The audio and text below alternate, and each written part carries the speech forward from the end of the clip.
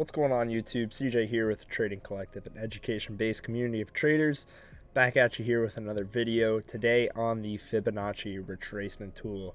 What it is and how to use it, you guys already know. If you haven't already, please hit the like button and be sure to subscribe. It helps us out a bunch. Okay, so we're going to dive right into it. This is the AMD chart on the 15-minute Heikin-Ashi candles if you want to do the same thing. Okay, Fibonacci tool over here, right here. Hit that little drop down, Fib Retracement. Okay, now, stop. So with the Fibonacci, what you're trying to do is similar to our regression trend video.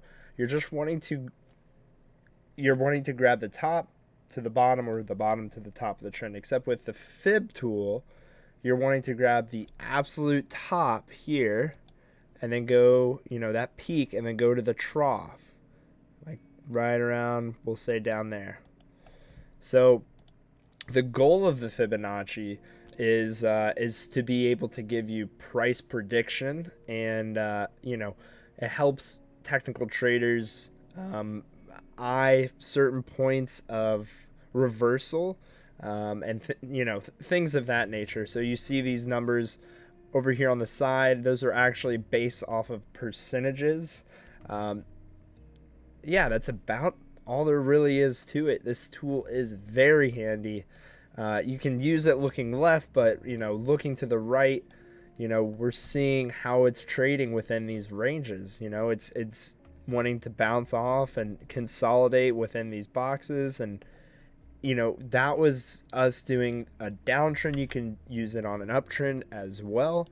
We'll grab the tool again, and we'll grab there to there. This is more of a real world scenario where you're not seeing the rest of the chart to the right, but you wanted to grab what was recently going on a bigger time frame. Don't be doing all this on a 5-minute.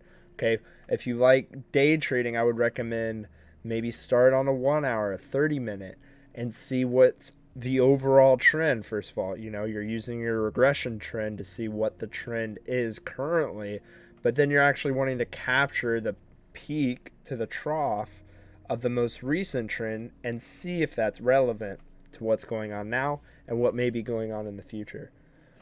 That's about it, guys. I hope you enjoyed this video. If you haven't, please subscribe. Stay tuned for more. See you in the next one.